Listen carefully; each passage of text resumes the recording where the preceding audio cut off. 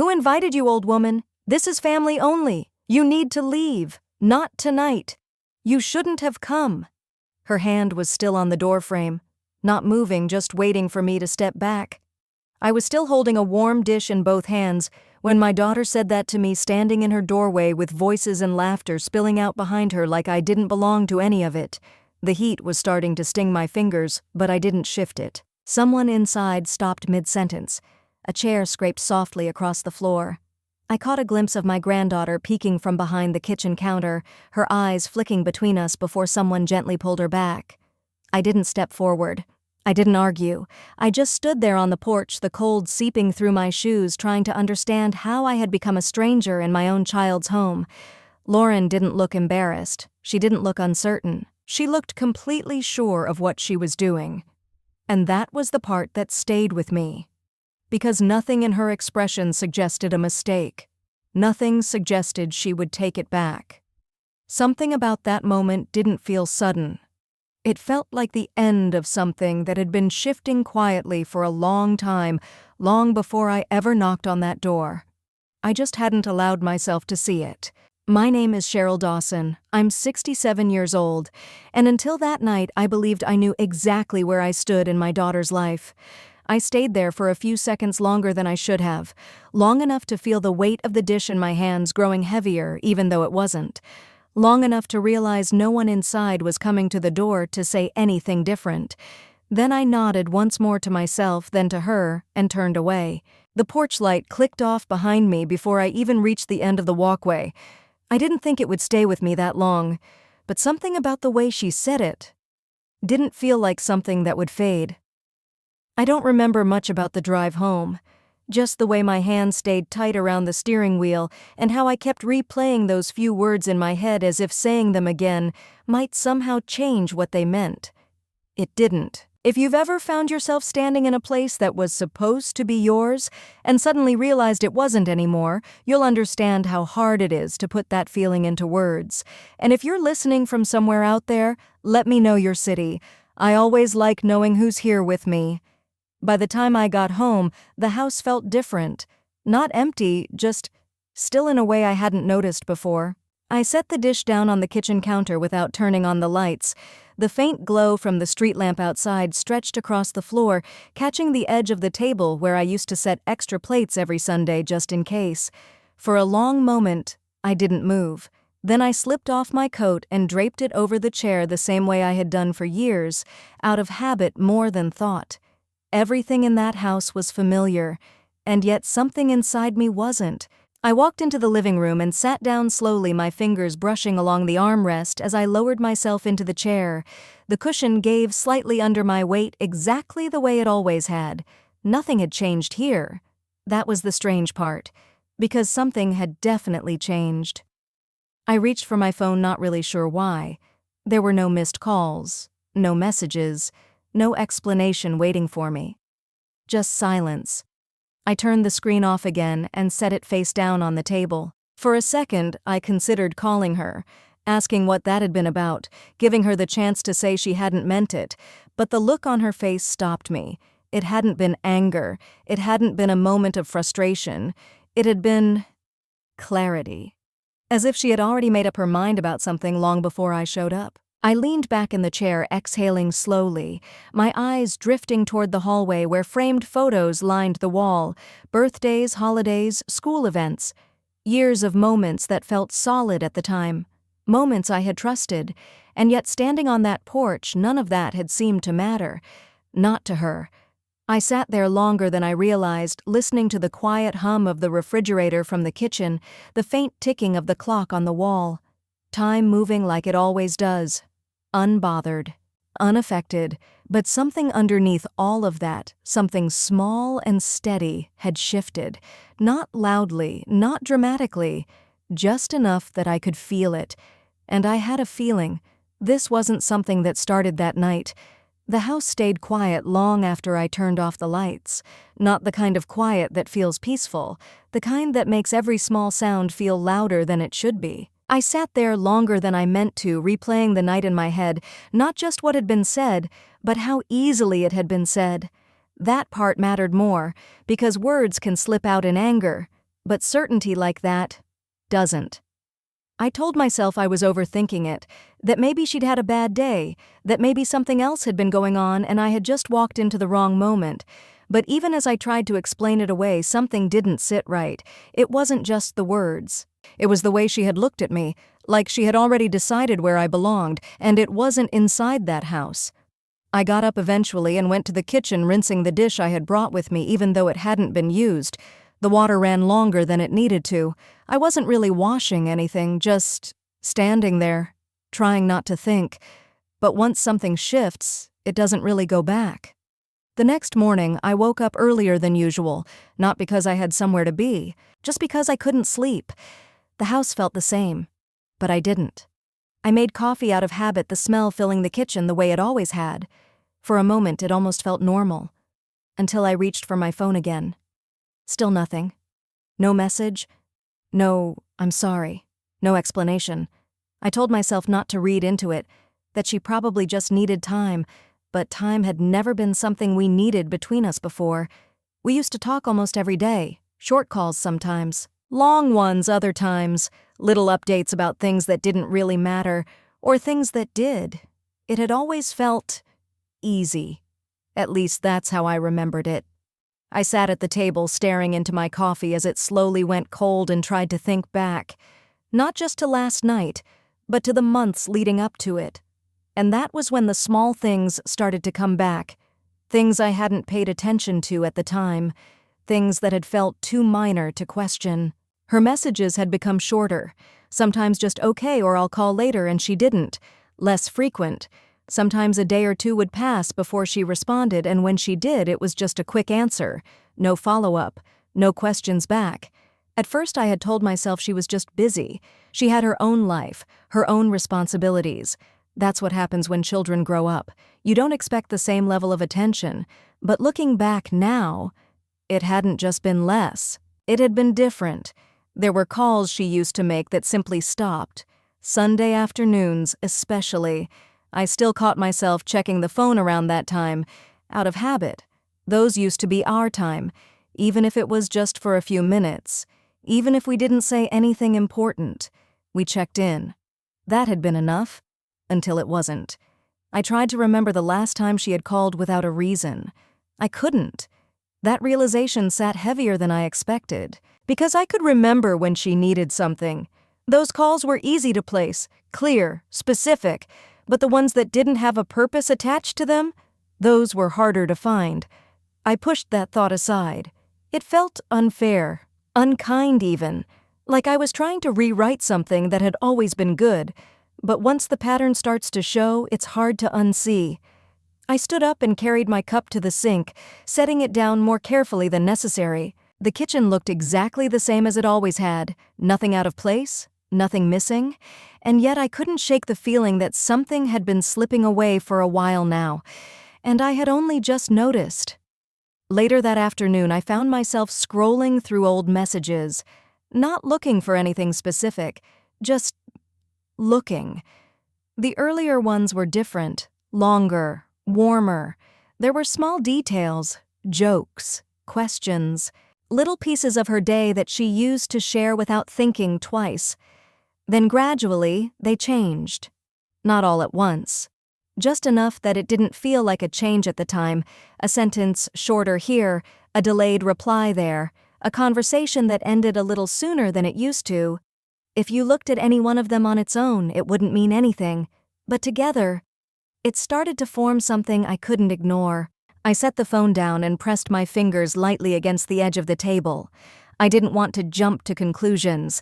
I didn't want to believe that something deeper had been happening without me noticing. But the more I sat with it, the harder it became to dismiss. Because that night hadn't felt like a beginning. It had felt like a line being drawn. Clear. Final. And I couldn't shake the thought that maybe it hadn't been drawn in that moment. Maybe it had been there for a while. I just hadn't been looking closely enough to see it. I didn't touch my phone again for the rest of that afternoon. I told myself I needed space, that I was reading too much into things that didn't mean anything on their own, but the feeling didn't go away. If anything, it settled in deeper, By the next morning, the quiet in the house felt heavier, not uncomfortable, just too clear, like there was nothing left to distract me from what I was starting to notice. I moved through my usual routine slowly. Coffee, dishes, the small things that used to fill time without effort. But my mind kept circling back, not to what had happened at the door, but to everything that had come before it. I don't know exactly what made me open my laptop that morning. Maybe it was just habit, maybe it was something else. But once I did, I found myself logging into my bank account without really thinking about it. I wasn't looking for anything specific. At least that's what I told myself. The screen loaded, and for a moment everything looked the same. Balances, transactions, nothing unusual. I almost closed it right there. Almost convinced myself that I had let one bad night push me into overanalyzing things that didn't need to be analyzed. But then I started scrolling, slowly, not searching, just looking. The most recent transactions were small, groceries, utilities, the kind of things you expect. But as I went back further, patterns started to form. Not obvious at first, just small amounts here and there. Transfers I remembered making. Or at least, I thought I did. I paused on one from a few months ago. It had been sent late at night, just minutes after her message, a transfer labeled simply with her name. I remembered that one. Her car had needed repairs. It hadn't seemed like a big deal at the time. She had sounded stressed. I had wanted to help, so I did. I scrolled further. Another transfer. Different month, different reason. Something about a payment that had come up unexpectedly. I could still remember the way she had explained it. Quick, matter of fact, like it wasn't something she wanted to spend too much time on. I hadn't questioned it. Why would I? She was my daughter. Helping her had never felt like something that needed to be justified. I kept scrolling. And that was when the patterns stopped feeling like coincidence. There were more of them, not all large, not all close together, but consistent, regular enough that they started to blur into something else, something I hadn't noticed before. I leaned back slightly in my chair, my fingers resting on the edge of the keyboard as I stared at the screen, trying to match each transfer to a memory, a reason, a conversation. Some of them came back easily, others didn't, and that was the part that unsettled me. Because I couldn't remember everything, not clearly, but the money had still been sent. I opened one of the earlier entries, then another, reading the notes attached to them. Short explanations, sometimes just a word or two, sometimes nothing at all. I found myself going back to my messages again, scrolling through conversations that lined up with those dates, looking for context, for something that made it all feel normal. At first, it worked. There were explanations, requests, reasons that made sense in the moment. But the more I compared them, the more something felt off. The urgency always came from her. The solution always came from me. And the pattern repeated itself without much change. That was the first time it didn't feel like help anymore. It felt like something I had quietly agreed to without realizing it. A problem, a request, a transfer, then silence, until the next time. I closed the messages and sat back, exhaling slowly. It wasn't that I had never noticed before. It was that I had never looked at it all together. Individually, each moment had felt small, understandable, even expected, but seeing them lined up like that one after another, it told a different story, one I hadn't wanted to see. I moved the cursor again, scrolling further back. The amounts varied, some small enough to barely register, others larger, enough that I should have paused, asked more questions, but I hadn't, because I trusted her, because that's what you do. You don't keep score with your children. You don't track what you give. At least I never had. But now sitting there in the quiet of my kitchen, staring at numbers that stretched back months, maybe longer, it was hard to ignore what they were showing me. This wasn't occasional help. This was something else. I didn't know it yet, but this wasn't going to stay between just the two of us. Something more structured, more expected. I pressed my lips together, my gaze drifting away from the screen for a moment, trying to decide if I was being unfair, if I was taking something normal and turning it into something it wasn't. But the thought didn't hold. Because if it had been normal, it wouldn't have felt like this. I looked back at the screen one more time, at the list of transfers, at the dates, at the quiet consistency of it all. And for the first time, I felt something shift into place. Not confusion, not uncertainty, something more defined. Because whatever had been happening between us, it hadn't started at that door. And it hadn't been random. It had been building, slowly, quietly, right in front of me. I just hadn't been paying attention. I didn't close the laptop right away. I just sat there staring at the screen until the numbers stopped looking like numbers and started feeling like something else, something I could no longer ignore. For a long time I had told myself that helping my daughter was part of being a parent, that it didn't need to be questioned, that it didn't need to be measured. But what I was looking at wasn't just help, it was a pattern, and patterns don't form by accident. I finally closed the laptop, the screen going dark in front of me, and rested my hands flat on the table. For a moment, I did nothing. I sat there with the quiet, trying to decide what this meant, not just financially, but between us. Because if what I was seeing was real, then it wasn't just about money. It was about expectation, about something that had slowly shifted from support into something else entirely. And I couldn't pretend I hadn't seen it anymore. I stood up and walked into the living room, stopping briefly in the hallway where the framed photos still lined the wall. There we were, smiling in moments that felt uncomplicated, moments that didn't carry this kind of weight. I let my hand hover near one of the frames, then lowered it without touching anything. Looking back at those pictures wasn't going to answer anything. I needed something clearer than that, something grounded, something that didn't depend on memory or feeling. I turned away and went to my desk, pulling open the drawer where I kept older documents, insurance papers, tax folders, things I didn't look at often but always knew exactly where to find. At the very back was a thin folder I hadn't opened in years. I knew what was inside before I even pulled it out. My will. I carried it back to the table and sat down again, placing it carefully in front of me. For a second, I just looked at it, at the cover, at my name printed across the top. It had been written at a different time, a time when everything felt certain, simple. I opened it slowly, turning the pages one by one. The paper felt thinner than I remembered. The language was formal, precise, everything laid out clearly, where things would go, who would receive what. There was no hesitation in it, no doubt, and there in black and white was her name, Lauren. Everything had been built around that assumption, that what I had would eventually pass to her, that it was understood, expected, natural. I read through it more than once, not because I needed to understand it, but because I needed to feel the weight of what it represented. Then I closed it, gently, and rested my hand on top of it. The decision didn't come all at once. It didn't feel dramatic.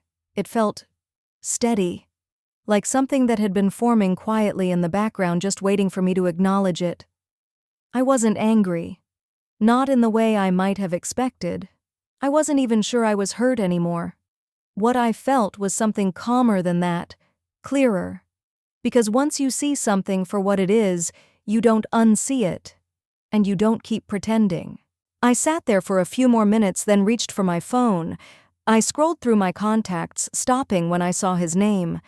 Daniel Whitaker. I hadn't spoken to him in a while, but his number had never changed. He had been a friend of Harold's before he had ever been my lawyer, someone we trusted, someone who had handled things carefully without unnecessary complication. I pressed the call button before I had time to second-guess it. My thumb hovered there a second longer than it should have. The line rang twice before he answered. Cheryl. His voice sounded the same. Steady. Measured. It's been a while, he added. It has, I said, my voice quieter than I intended. I hope I'm not calling at a bad time. Not at all, he replied. What can I do for you? I glanced down at the folder in front of me, at the edges of the pages inside. I need to update some documents, I said. There was a brief pause on the other end. All right, he said. We can do that. Is this something urgent? I hesitated for a second. Not because I didn't know the answer, but because saying it out loud made it real. Yes, I said finally. I think it is. He didn't ask too many questions over the phone. That was something I appreciated about him. Instead, he suggested we meet in person, later that week, at his office downtown. I agreed. When I hung up, I felt something shift again. Not relief. Not yet. But direction. Something I hadn't felt since that night. The rest of the day passed quietly. I moved through it without rushing, without trying to fill the space with distractions. There was a certain kind of clarity that came with knowing you were about to make a change, even if that change hadn't happened yet. When the day of the meeting came, I arrived a few minutes early. The building was exactly as I remembered, clean, professional, unchanged. Daniel greeted me himself when I walked in, offering a small, familiar smile. "Good to see you," he said. "You too," I replied. We sat down in his office, the door closing softly behind us. He didn't start with paperwork. He started by asking a simple question. "What would you like to change?" I placed my hands in my lap, taking a small breath before answering. "I want to make sure everything is structured differently," I said. "In what way?" he asked. I met his eyes briefly, then looked down again. "I don't want things to go where they were originally intended," I said. He nodded once. "No surprise, no judgment. All right," he said. "Then we'll walk through your options." He explained everything clearly. The process, the requirements, the formalities that needed to be followed to ensure everything would hold if it were ever questioned. Witnesses, documentation, proper execution. None of it felt overwhelming. Just necessary. As we talked, I realized how much of this had already been decided before I walked into that office. This wasn't something I was being convinced of. It was something I had already accepted. We began outlining the changes, adjusting details, rewriting sections, making sure everything reflected what I wanted now, not what I had assumed years ago. At one point, he paused and looked at me more closely. "Are you comfortable with this?" he asked. I didn't answer immediately, not because I was unsure, but because I wanted to be certain I understood the weight of it. Then I nodded. "Yes," I said, "I am." And for the first time since that night, the answer didn't feel complicated. The house felt quieter than usual the next few days. Not empty, just settled. Like something had settled into place even if nothing on the surface had changed yet. I went about my routine the same way I always had. Coffee in the morning, a walk in the afternoon. Small tasks that didn't ask too much from me, and for the first time in a while my thoughts weren't racing ahead of me. They stayed where they were. Grounded, clear. Daniel had told me it would take a little time to finalize everything. There were documents to prepare, signatures to arrange, details to confirm. Nothing complicated, just precise. And I found myself appreciating that, the structure of it, the fact that it didn't depend on emotion. It simply followed the decisions I had already made. I hadn't heard from Lauren, not a message, not a call. And I didn't reach out either, not because I didn't care, but because I needed to see what would happen without me filling the space first. That more than anything felt important. The third day passed quietly. The fourth started the same way, until my phone rang. I was in the kitchen when it happened, rinsing a cup I had just finished using. The sound cut through the room in a way that made me pause. I dried my hands slowly before picking it up. Her name was on the screen. Lauren. For a second I just looked at it. Not surprised. Not exactly. Just aware. Then I answered. "Hello?" There was a brief pause on the other end. Not long. Just enough to feel like something had been considered before she spoke. "Hey, Mom. Is this a bad time?" "No. How are you?" No pause. Just straight into it. Her voice sounded normal. Calm. As if nothing had happened. As if we hadn't stood on opposite sides of a door just days ago. "Hi," I said. I didn't add anything else. I waited.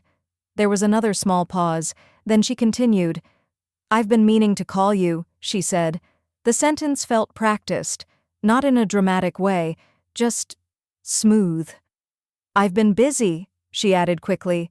"Things have been a little hectic over here." I nodded slightly even though she couldn't see it. "I understand," I said.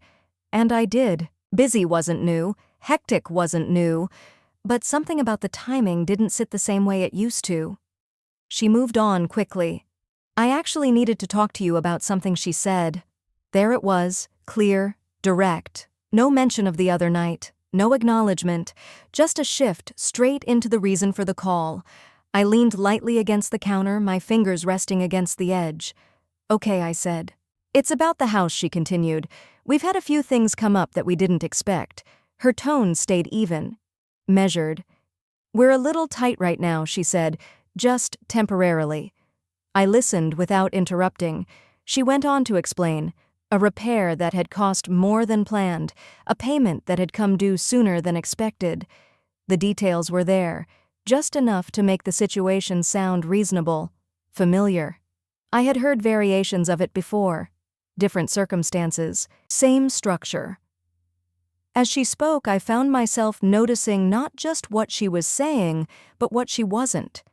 There was no hesitation, no discomfort.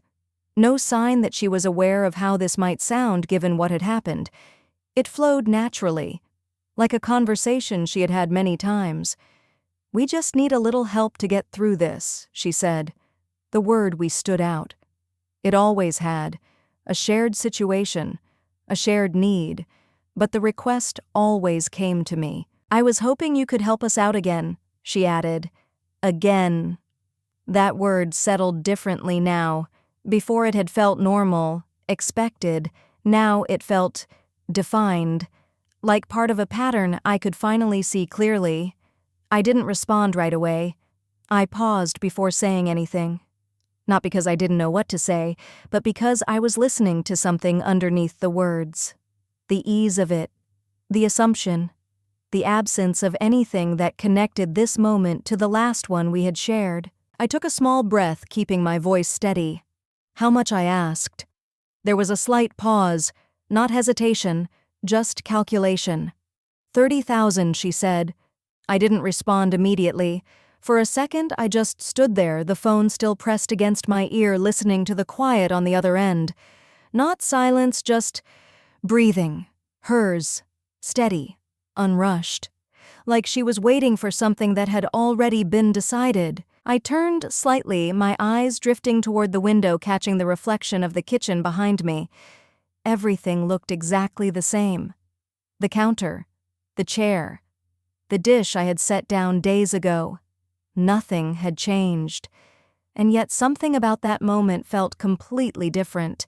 My grip tightened just a little around the phone, not enough to notice unless you were looking for it. I could hear a faint sound in the background on her end, a door closing, a voice, maybe Ethan's, low and indistinct, then quiet again. Waiting, not for an answer, but for a confirmation. She said it like she had already said that number out loud before. The number sat in the air between us, clear, specific, not small, not insignificant, but delivered without weight, as if it were just another step in a process that had already been decided. I let the silence stretch for a second, not to make a point, just to feel it, because something about that moment needed to be fully understood. I see, I said quietly. She continued, filling the space. We'd pay you back, of course, she said, as soon as things stabilize. It was said lightly, almost automatically, a reassurance that didn't quite land the way it used to. I had heard that part before too. Not always in the same words, but close enough. I shifted slightly where I stood, my hand resting flat against the counter now. I'll need to think about it, I said. There was a brief pause, then her voice softened just a little. Of course, she replied. I understand. But even in that, there was no real surprise, no pushback, just acceptance, as if the outcome wasn't being decided in that moment, as if it had already been placed somewhere ahead of us. We exchanged a few more neutral words, nothing that mattered, nothing that connected. And then the call ended. I lowered the phone slowly, setting it down on the counter beside me. For a moment, I didn't move. I just stood there looking at it, listening to the quiet settle back into the room. I didn't know whether to feel surprised or validated, But one thing was clear in a way it hadn't been before. That call hadn't been separate from everything else. It had confirmed it, and somehow, that wasn't even the part that would matter most. Fully. I let out a slow breath, my fingers tapping lightly against the counter once before going still. I really didn't know how I was supposed to feel about that. If you were in my place, what would you think hearing something like that just days after being turned away like I was? You can tell me honestly. And if stories like this feel familiar to you, stay with me. Because what came next didn't make things easier. It just made them clearer. I didn't call her back that evening. Or the next day. I kept my routine the same, not to avoid anything but to give myself space to think without being pulled in too quickly. The number she had said stayed with me, 30,000. It wasn't just the amount, it was the way it had been said. Clear. Expected. Like part of something already in motion. I told myself I would give it time, that I didn't need to decide anything immediately. But the quiet didn't last long. It was late morning when I heard the knock. Not loud.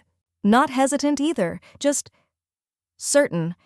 I was in the living room at the time, sorting through a stack of mail I hadn't gotten to yet. For a second I thought about ignoring it, letting it pass. But something told me I already knew who it was. I set the papers down carefully and stood up, smoothing my hand along the edge of the table as I moved toward the door.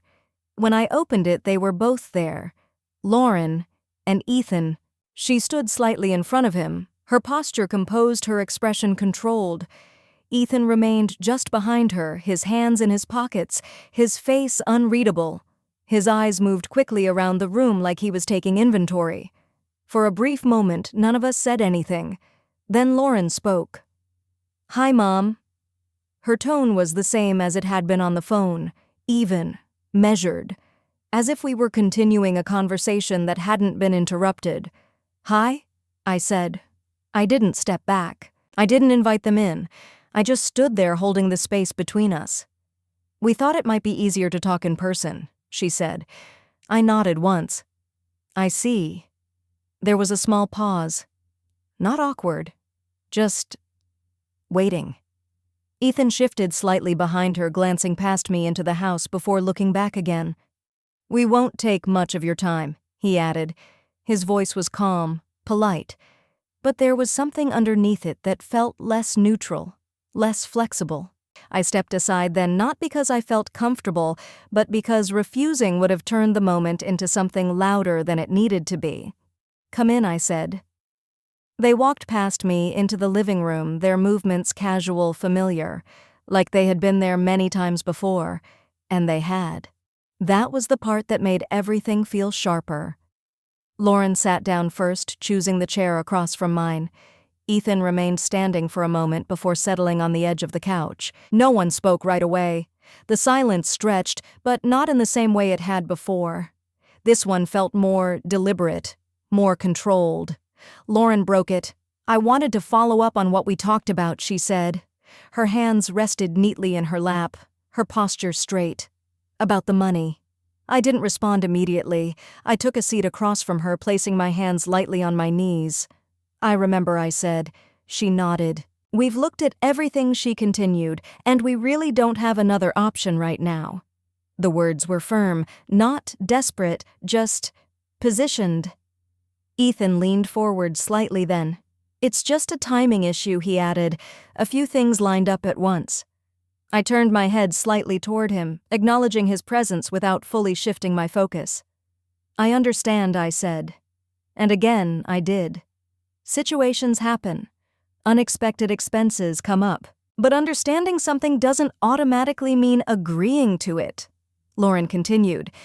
"If we can get through this month, everything should stabilize," she said. "That's what we're trying to do." Her tone remained consistent, calm, reasonable. But there was still no acknowledgement of anything else. Not the door. Not the silence that had followed. Just this, focused, narrow, purposeful. Ethan shifted again, his hands clasping loosely together. "It's not something we'd ask if it wasn't necessary," he said. That line felt familiar, in different words, in different moments, but always carrying the same shape. I glanced briefly toward the hallway where the photos still hung in their quiet order, then back at them. "And you need 30,000, I said. Lauren met my eyes.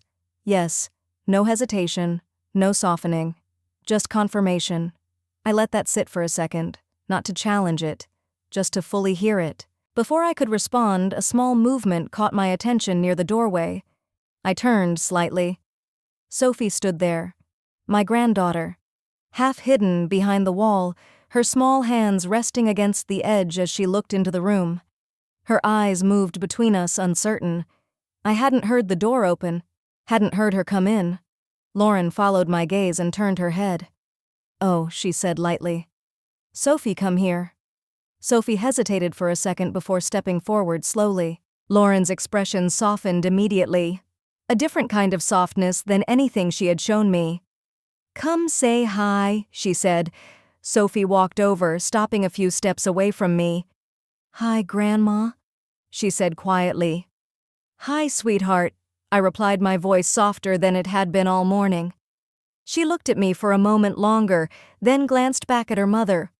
Lauren placed a gentle hand on her shoulder. "We didn't want to leave her in the car," she said. The explanation came easily, too easily. Ethan leaned back slightly, watching the interaction without saying anything. The room shifted again. Not dramatically, just enough. Because now the conversation wasn't just between adults. It had another layer, another presence. I looked back at Lauren, then at Sophie, then back again. And in that moment, something became clearer in a way it hadn't been before. This wasn't just a request. It wasn't even just a pattern. It was something that now included more than just the two of us, something that had been brought into the room, intentionally or not. I rested my hands together, keeping my expression neutral, listening, watching, and understanding just a little more about how this was being approached, without anyone needing to say it out loud. I didn't respond immediately. Sophie was still standing there close enough that I could see the way her fingers curled slightly into the fabric of her sleeve. Lauren's hand rested lightly on her shoulder, steady, almost absent-minded. Ethan leaned back into the couch, watching, waiting. The room held that quiet again, but this time it wasn't empty. It was full of something unspoken. "I need a little time to think," I said finally. My voice stayed calm, even. Lauren nodded as if that had always been part of the plan. "Of course," she said. "We understand."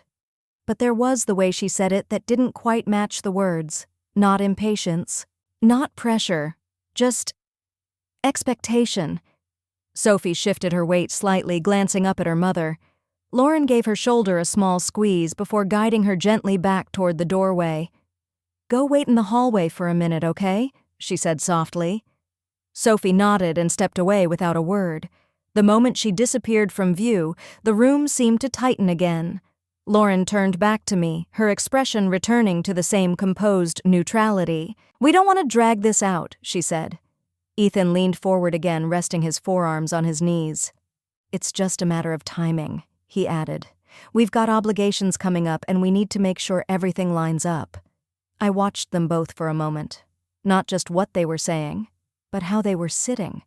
How easily the conversation moved forward without ever circling back to anything else.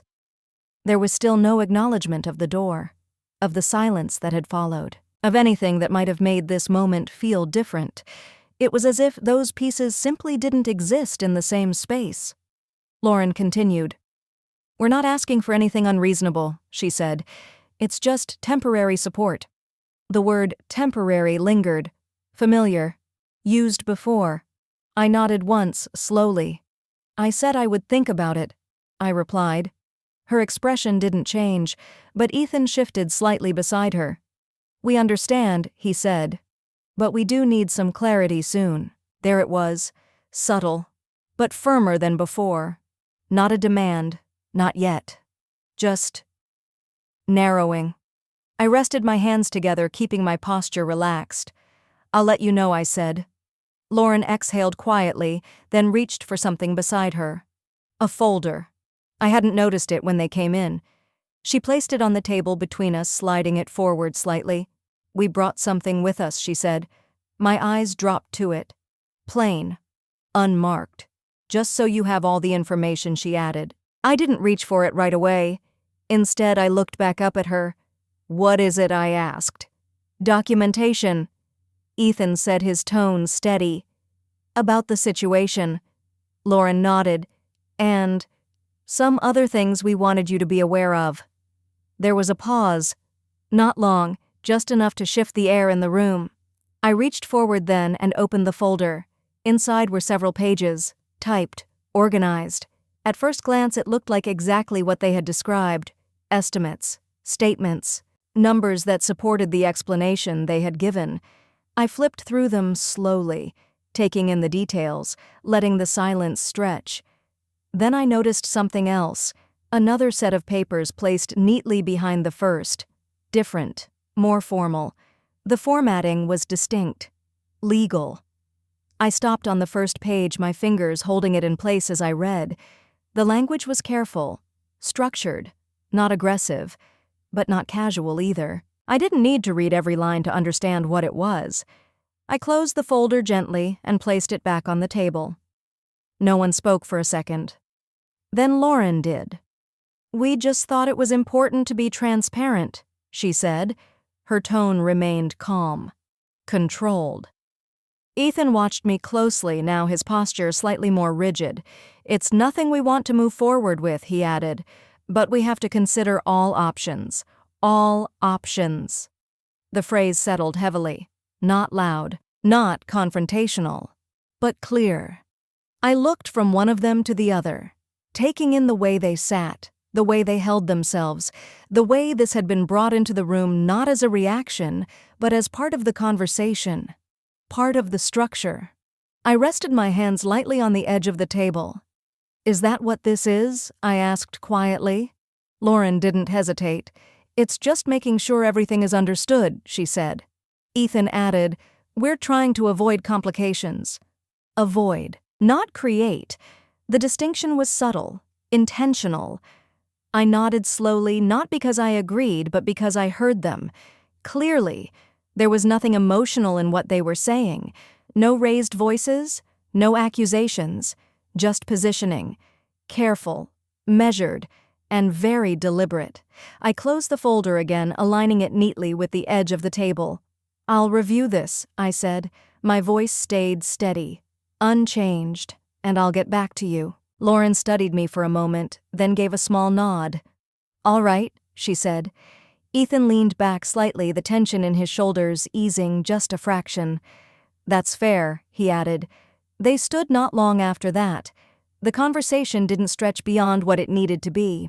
No small talk, no attempt to soften the edges, just a quiet, controlled ending. Lauren walked toward the hallway and called for Sophie. The small sound of footsteps followed, then her granddaughter appeared again, moving quickly to her side. They moved toward the door together. Ethan lingered a second behind them, glancing back briefly before turning away. I walked them out without speaking. The door closed with a soft click behind them, and just like that the house was quiet again, but it wasn't the same quiet. I stood there for a moment, my hand resting lightly against the door. Then I turned and walked back into the living room. The folder was still on the table, exactly where I had left it. I looked at it from a distance first, then stepped closer, not rushing, not hesitating either, because whatever this had become, it had moved beyond something unspoken into something defined, and I knew as I reached for the chair and sat down again that the next steps wouldn't be about understanding anymore, they would be about what came after. I didn't open the folder again that night. I left it exactly where it was on the table edges, aligned pages untouched, not because I didn't understand what it meant, but because I already did. Some things don't need to be read twice to be clear. The next morning, I picked it up and placed it in my bag before I could second-guess the decision. By the time I stepped outside, the air felt sharper than it had the day before. Not colder, just more defined. Daniel's office was as steady as I remembered. Nothing rushed, nothing out of place. When I walked in, he looked up from his desk and offered the same quiet nod. "Good morning, Cheryl." "Good morning," I replied, taking a seat across from him. I didn't start with explanations. I simply placed the folder in front of him. "I think you should see this," I said. He opened it without comment, flipping through the pages carefully. His expression didn't change as he read, but I could tell by the way he slowed slightly at certain sections that he understood exactly what he was looking at. When he finished, he closed the folder and rested his hand on top of it. "They brought this to you?" he asked. "Yes." "And asked for money at the same time?" I nodded. He leaned back slightly in his chair, his fingers pressing together briefly before he spoke again. "This is structured," he said. The word matched what I had felt but hadn't said. "Is it something I should be concerned about?" I asked. He didn't answer immediately. Instead, he reached for a pen and tapped it lightly against the desk once. Concerned, he repeated. "Not in the sense that anything has happened yet. Yet. But it does indicate intent," he continued. "Positioning. Preparing a narrative if needed." The clarity of his words didn't shock me. It settled something, confirmed it. "What does that mean for me?" I asked. "It means," he said calmly, "that we proceed carefully. And correctly." There was no urgency in his tone, no alarm, just direction. He turned the folder, slightly pulling one of the pages forward. "If they're suggesting anything about financial influence or dependency, we need to make sure your decisions are clearly documented as your own," he explained. I nodded, listening. "Which is where the updates we've been working on become important," he added. "Not just important, necessary." He outlined the next steps in a way that felt precise, not overwhelming, just deliberate. We would finalize the revisions to my will, ensure everything was properly witnessed, properly recorded, every detail aligned with legal standards that left no room for interpretation. And beyond that, he said I would recommend a formal capacity evaluation. I looked at him. "A medical one?" I asked. "Yes." The word sat between us. Not uncomfortable, but significant. "To confirm that you are making these decisions with full clarity and understanding," he continued. "It removes any question before it can be raised." I considered that for a moment. Not because I doubted myself, but because I understood what it represented. "It's necessary?" I asked. "In situations like this," he said, "it's the strongest form of protection you can have." Protection. The word felt different now, more grounded, less abstract. I nodded slowly. "All right," I said, "then we do it." He didn't press further, just made a note and moved on. The next few days unfolded with a kind of quiet structure I hadn't experienced in a long time. Appointments were scheduled, documents were prepared, details reviewed, each step built on the one before it, leaving less and less room for uncertainty. The evaluation itself was simpler than I expected. I answered every question without needing to think twice. Questions, conversations, nothing invasive, just a clear, methodical process to confirm what I already knew, that I understood exactly what I was doing. When it was done, the report was added to the file. Another layer, another piece of certainty. Back at Daniel's office, we reviewed everything together. The updated documents, the supporting records, the evaluation, all of it organized. Complete. "This is strong," he said finally. He didn't say it to comfort me, just to state it. Not reassuring, just factual. If anything is challenged, this holds. I listened to that carefully, not because I was waiting for reassurance, but because I wanted to understand the ground I was standing on. And if they move forward, I asked. He met my gaze. "Then we respond. Simple, direct, no hesitation." I nodded once. There was nothing else to ask, because at that point it wasn't about what might happen. It was about being ready if it did. The days that followed felt different, not tense, not anxious, just focused, like everything had narrowed into a single line of movement. Forward. I kept my routine, the same walks, the same mornings, but underneath it there was something steadier, a sense that whatever came next, I wouldn't be reacting blindly. I would be prepared. One afternoon, as I sat in the living room, the folder now replaced by a thicker, more complete file resting neatly on the table, I found myself looking at it the way I had looked at the photos before. Not with uncertainty, but with recognition. This wasn't something that had appeared suddenly. It had built over time, quietly, step by step, and now it had reached a point where it couldn't be ignored. I rested my hand lightly on the edge of the table, my fingers still, because whatever came next, it wasn't going to be about understanding anymore. It was going to be about facing it. The morning of the hearing arrived without any sense of ceremony, no dramatic shift, no sudden weight, just a quiet, steady awareness that the next step had come. I dressed the same way I would for any appointment, carefully, deliberately, nothing out of place. When I stepped outside, the air felt still, not tense, just present. Daniel was already at the courthouse when I arrived. He greeted me with a small nod, nothing more. "You ready?" he asked. "Yes," I said. And I was. Not because I knew exactly how everything would unfold, but because there was nothing left that felt uncertain. We walked in together. The building itself was quiet in a way that felt different from the rest of the city, contained, focused. Inside, everything moved with purpose. People spoke in low voices, papers shifted, doors opened and closed without sound. It didn't feel overwhelming, just structured. We took our seats and waited. I didn't look around much. Not at first. I kept my hands folded in my lap, feeling the calm settle in the same way it had over the past few days. Then I saw them. Lauren and Ethan. Seated across the room. Their posture was composed, similar to the way they had been in my living room. Controlled. Measured. Lauren's gaze met mine briefly. She looked away first. No expression, just acknowledgement. Then she looked away. Ethan leaned slightly toward their attorney, speaking in a low voice. The dynamic was the same. Nothing raised, nothing obvious, but everything intentional. When we were called in, the transition was quiet, no sudden shift, just movement. We entered the room and took our places. The judge reviewed the case with a calm efficiency, no emotion, just facts. Then the arguments began. Their side spoke first.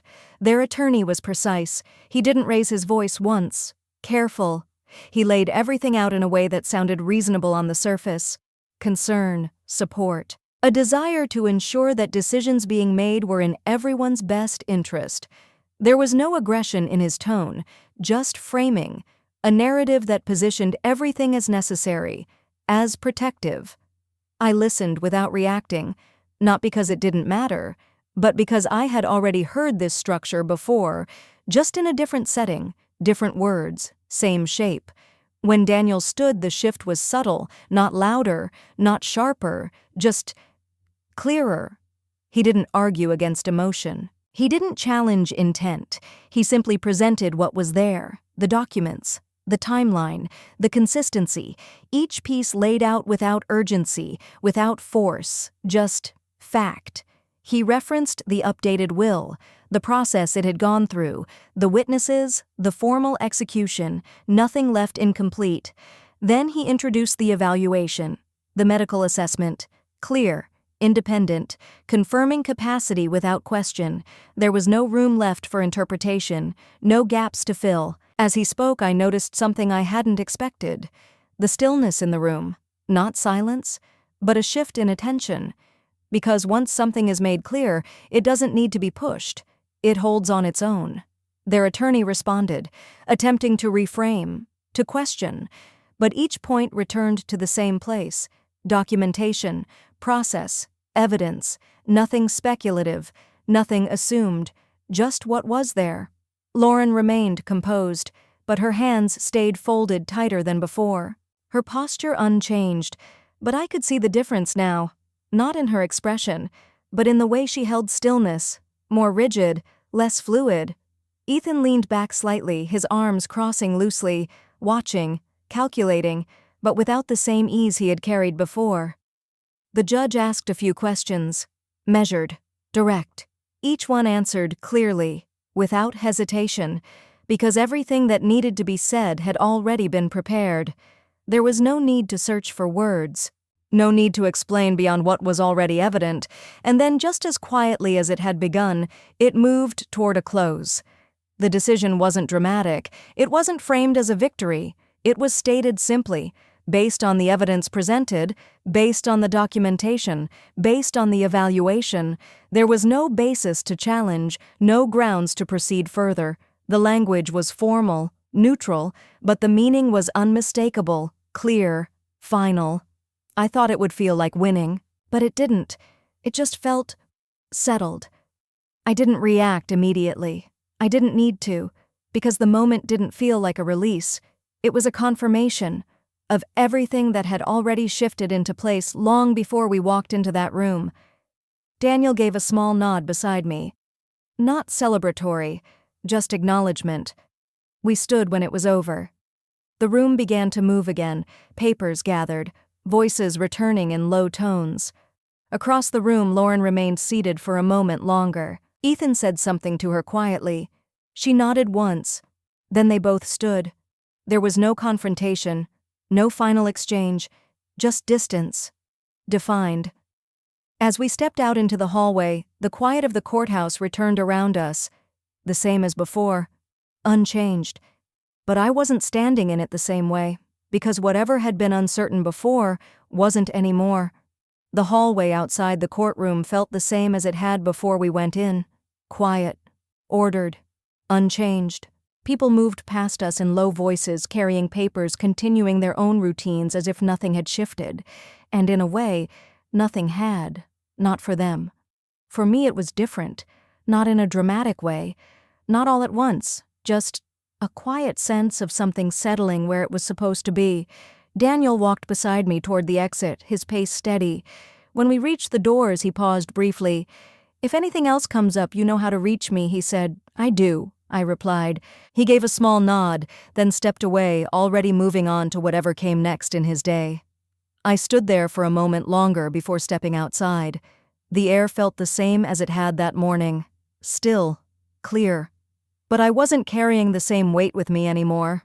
I didn't look for them. I didn't turn back. I simply walked to my car and sat there for a few seconds before starting the engine. The drive home was quiet. No music, no calls, just the sound of the road beneath me. And for the first time in a while, my thoughts weren't trying to solve anything. They weren't circling back. They weren't searching for explanations. They were still.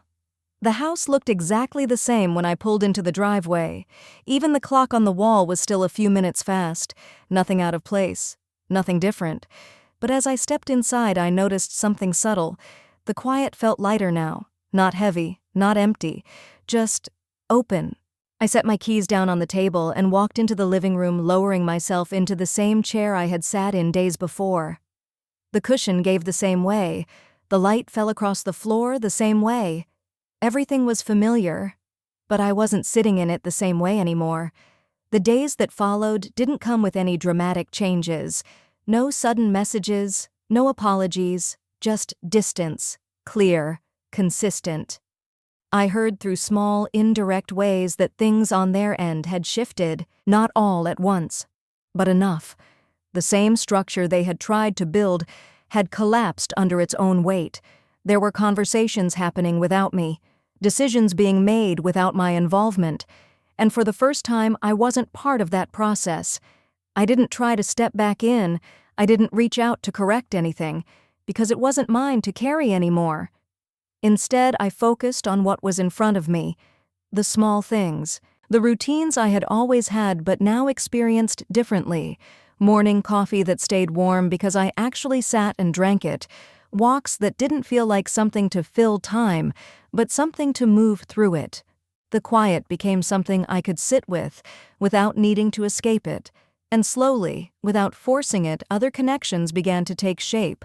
Not replacements, not substitutes, just different. Neighbors I had only ever exchanged brief greetings with became conversations, short at first, then longer. There was a woman down the street, Margaret, who invited me over one afternoon for tea. It wasn't planned, just something that happened naturally. We sat at her kitchen table talking about ordinary things. Nothing heavy, nothing complicated, and that was enough. Over time, those small moments built into something steady, something that didn't rely on obligation or expectation, just presence.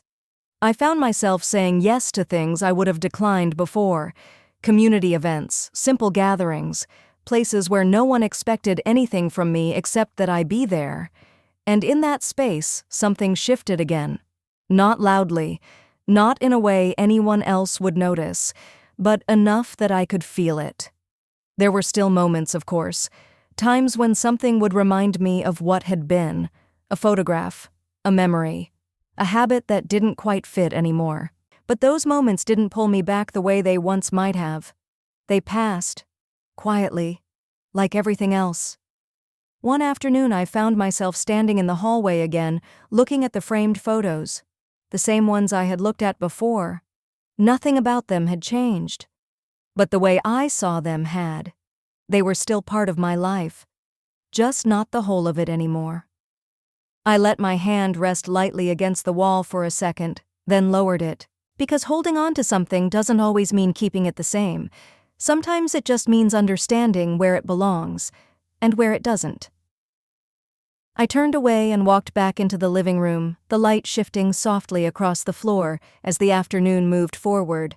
There was no final moment, no clear ending, just a quiet continuation, and in that something that felt enough. Do you think it's better to stay silent to keep a relationship, or to step away when something no longer feels right? I'd really like to know what you think. Share your thoughts in the comments. If this story stayed with you, you can support it with a like and share it with someone who might need to hear it. And if you want more stories like this ones that unfold slowly and reveal more the longer you sit with them, consider subscribing. Because sometimes the hardest part isn't what happens to you, it's what you choose to do with it after.